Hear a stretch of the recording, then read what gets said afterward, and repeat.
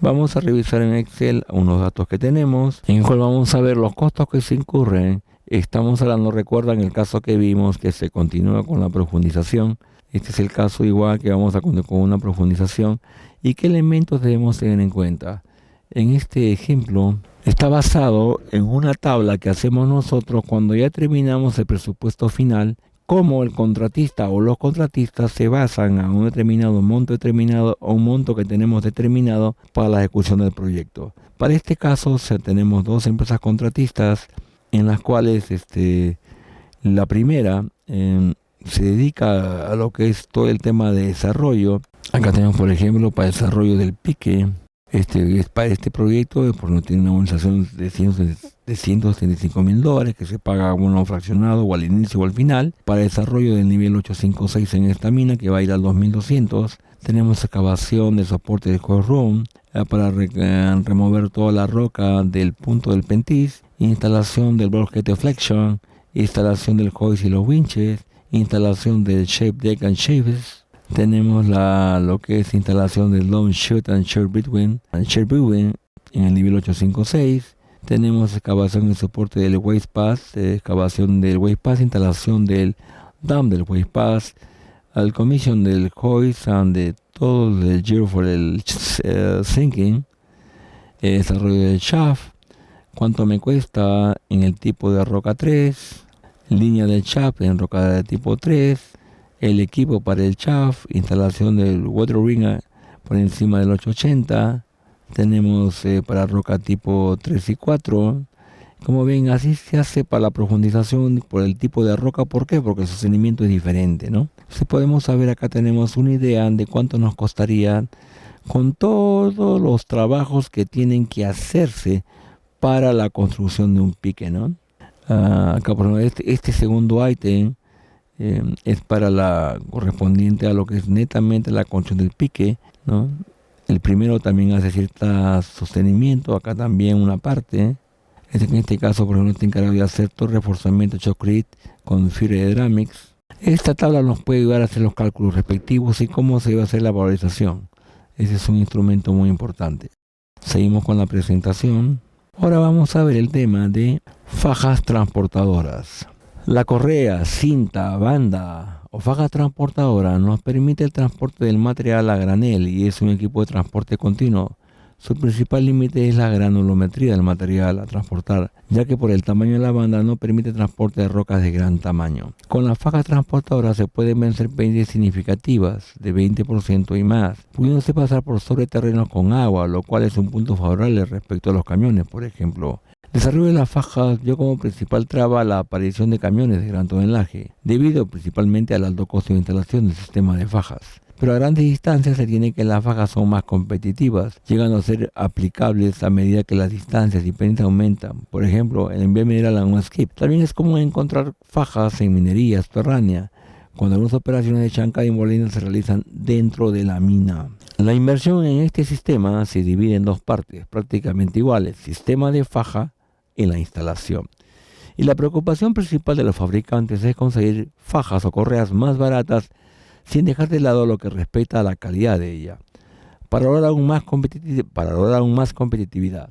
La faja en sí consta de un recubrimiento resistente al calor, abrasión, químicos, aceites, etc., por lo cual se utiliza goma o caucho, que a su vez puede o no contar en una superficie con resultados o relieves de rugosidad, para incrementar la adherencia del material a la faja. Por otra parte, la faja es el armazón interno, el cual entrega la resistencia a la tracción y permite mantener la forma de la correa. Este armazón es como una especie de tejido cuyas características dependerán del material a transportar, ambiente y tensión a soportar. La inversión en este sistema se divide, como dijimos, en dos partes prácticamente iguales: faja e instalación. Y la preocupación es conseguir fajas más baratas, ¿no? Acá tenemos, por ejemplo, en esta faja tiene la cobertura, la capa de goma, fábrica y la cobertura del fondo, ¿no? Acá vemos, por ejemplo, los diferentes tipos de fajas que tenemos, unas en formas de B, contiene eso para incrementar la adherencia, ¿no? Acá tenemos una descripción de estos que son para incrementar, como dije, la adherencia. Acá tenemos una una descripción de las capas que tiene una faja, ¿no? Obviamente estos tipos que tenemos de superficie de correas que varían, depende del tipo de material y el ángulo que se tiene para el traslado de ese material. También existen diversos accesorios para la mejor operación de la faja, como los limpiadores de fajas que van situados en el punto de descarga, y su objetivo es el de raspar la correa para que no quede material adherido a ella. El sistema de una correa transportadora cuenta con un conjunto de elementos que tenemos a continuación. Poleas motrices es la que entrega la energía al sistema para que la correa se mueva. El diámetro debe ser adecuado para evitar que el enrollamiento frecuente de la cinta fatigue, además que la presión que soporta la cinta sobre la polea no sea excesiva.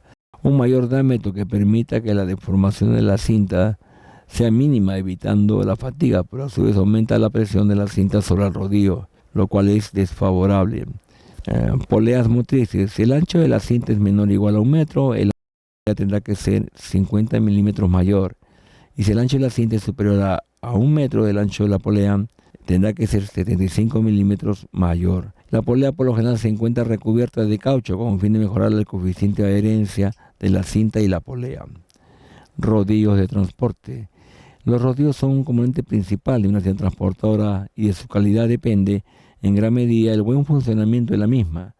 Si el giro de lo mismo no es bueno, además de aumentar la presión y por tanto consumo de energía, también se producen desgastes de recubrimiento de la faja, con la consiguiente reducción de la vida de la misma.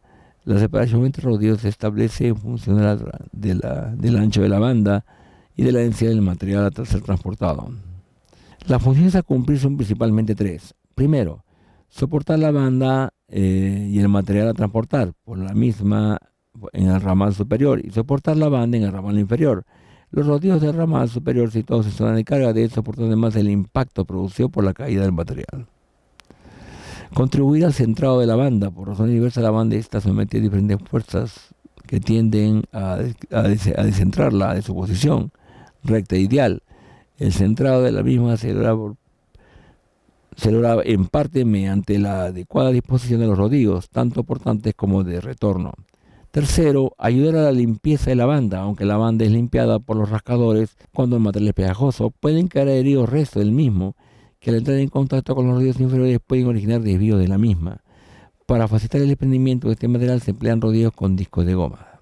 Los tipos de rodillos más utilizados son rodillos de alineación, sirven para alinear la banda dentro de la propia instalación, rodillos de impacto, recubiertos de discos de goma para absorber los golpes provocados por la caída de bloques en la trova de recepción, rodillos de retorno, los cuales están formados con discos de goma, rodillo cilíndrico con la superficie exterior lisa, tal como la obtenida mediante el empleo de tubos de acero, que es el más empleado.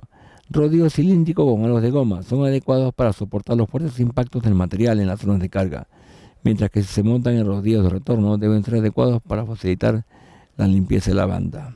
Acá tenemos, por ejemplo, diferentes tipos de rodillos de soporte, ¿no? Los de impacto, rodillos de reenvío, rodillos especiales, ¿no? Rodillos de soporte. Los rodillos permiten que la correa se deslice por la estructura base de ella, de modo que la cinta no se someta a grandes fuerzas de rozamiento a medida que se desplaza. Los rodillos de transporte superiores son los que sostienen a la cinta cargada, desplazamiento superior, y los de retorno guían a la cinta descargada por la parte inferior del sistema y se encuentran 2 o 3 veces más espaciados que los superiores. La inclinación de los rodillos le da la capacidad de carga, transporte a la cinta. Al curvarse genera una artesa en la cual el material se deposita. El espaciamiento de los rodillos debe ser tal que la flecha formada por la cinta entre ellos no sobrepase el 2% de formación. Por lo general se encuentra a menos de 2 metros entre ellos, excepto en la zona de carga de la cinta, donde se disponen cada 0,5 metros, de modo que se absorba el impacto del material y no se daña la cinta. O sea, no se forme la flecha. Tensores de banda. En la zona de descarga es necesario evitar la sobretensión en los bordes de la cinta al pasar una cinta curvada a una plana en el retorno. Para ello el espaciamiento de los rodillos se mantiene, pero la inclinación de ellos va disminuyendo. La mantención de los rodillos se orienta principalmente a la lubricación e intercambio de ellos. Tensores de banda. Los dispositivos de tensado cumplen la siguiente función. lograr el adecuado contacto entre la banda y el tambor motriz, evitar derrames de material en las proximidades de los puntos de carga, motivados por falta de tensión en la banda, compensar las variaciones de longitud producidas en la banda. Estas variaciones son debidas a cambios de tensión en la banda.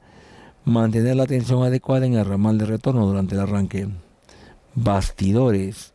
Los bastidores son estructuras metálicas que constituyen el soporte de la banda transportadora y demás elementos de instalación entre el punto de alimentación y la descarga del material. Se componen los rodillos ramales superiores e inferior y de la propia estructura de soporte. Los bastidores son el componente más sencillo de las cintas y su función es soportar las cargas del material, banda, rodillos y las posibles cubiertas de protección contra el viento. Equipos de limpieza.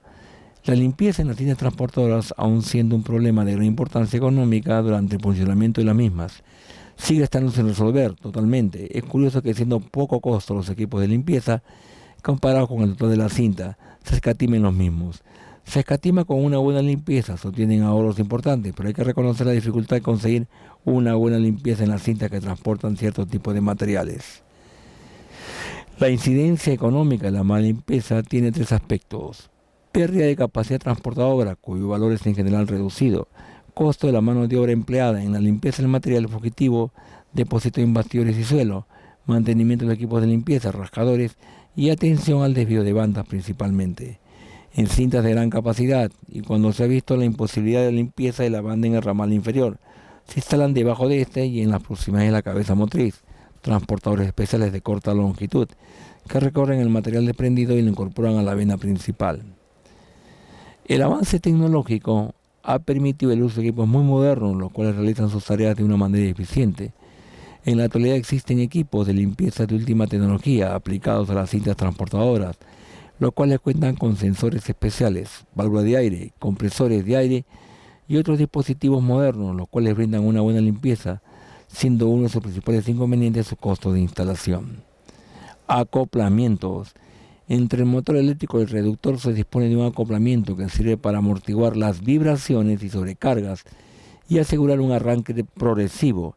Existen acoplamientos de alta y baja velocidad. A continuación se presentan algunos tipos de acoplamientos. Frenos y mecanismos antirretorno. Los frenos más utilizados son los de disco, situados en el eje del reductor. En algunos casos, generalmente en cintas descendentes, se montan en el eje del tambor. En las cintas dependientes, además del freno, se dispone de un sistema de antirretorno. Su función consiste en retener la carga en las cintas inclinadas ascendentes. Estos sistemas antirretorno actúan como elemento de seguridad. En las grandes cintas horizontales, el frenado en cabeza puede ser insuficiente, por lo que una solución adoptada consiste en colocar un freno de disco sobre el tambor de retorno. Reductores. Se emplean dos tipos de reductores en las cintas de gran potencia. Reductores suspendidos son de montaje flotante. Esta disposición presenta la ventaja de precisar un espacio reducido, suprimiendo la alineación entre el tambor y el reductor. El inconveniente es que el tener un desmontar el conjunto cuando se tiene que destruir el tambor. Factores relacionados a la capacidad del sistema. La capacidad de transporte dependerá de cuatro factores: ancho de la cinta. Mientras mayor sea, mayor es la capacidad. Se estipula que su dimensión debe ser el doble del máximo del tamaño del material a transportar, siempre y cuando este no represente más del 15% del total del material, si el material es irregular. Si tenemos un material regular, el ancho de la cinta deberá ser 4 veces mayor que el tamaño máximo, agrupando de 15 a 20 centímetros a cada lado por efectos de seguridad, independiente de la regularidad del tamaño. Inclinación de los rodillos o polines. La inclinación que permite dar a la correa una forma de canaleta recibe el nombre de ángulo de Artesa. A mayor sea este ángulo, mayor es la capacidad, hasta un cierto punto que empieza a cerrarse y a disminuir la capacidad. En instalaciones pequeñas se utiliza un ángulo de 20 grados desde la horizontal, llegando a los 35 grados en instalaciones mayores. Ejemplo: A igual velocidad potencial material por el ancho al cuadrado. Capacidad de toneladas por hora en una cinta plana es igual a 0.00015 por la velocidad tensión material por ancho en toneladas hora. En 20 grados, inclinación de los rodillos es igual a 0.00030 por A. En 30 grados es igual a 0.000 0,0035 por A. Sección transversal de la banda. La sección transversal de la banda depende de B, alfa y beta, ancho de banda, ángulo de artesa y ángulo de sobrecarga. En la siguiente figura se ilustran las magnitudes. Acá tenemos B, que es la distancia entre los rodillos, de extremo a extremo. Tenemos sigma, tenemos beta, de sigma, tenemos L.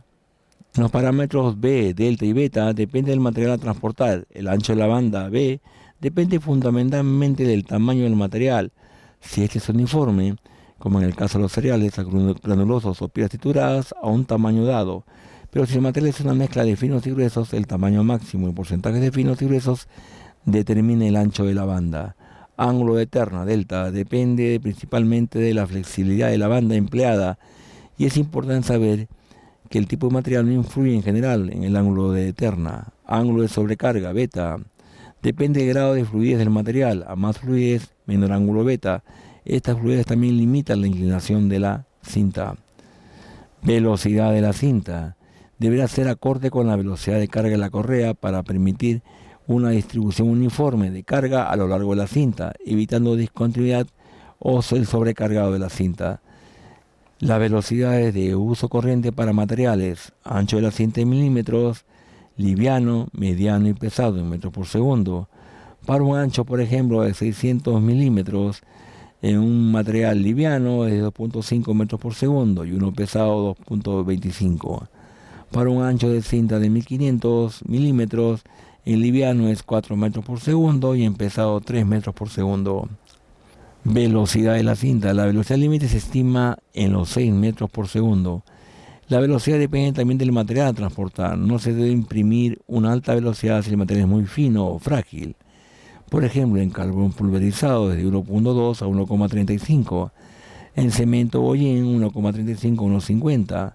En granos de 4 a 5. En pellet de 1,2 a 1,30. En pulpa de madera 0. Inclinación de la cinta.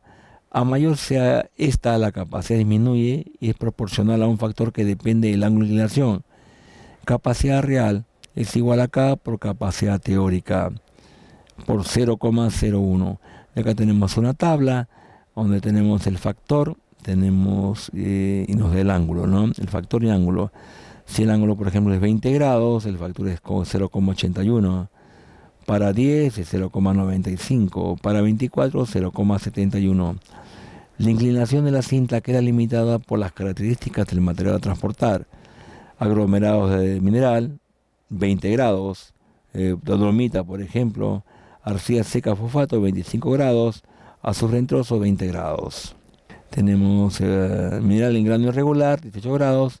Mineral de grano regular, 20 grados.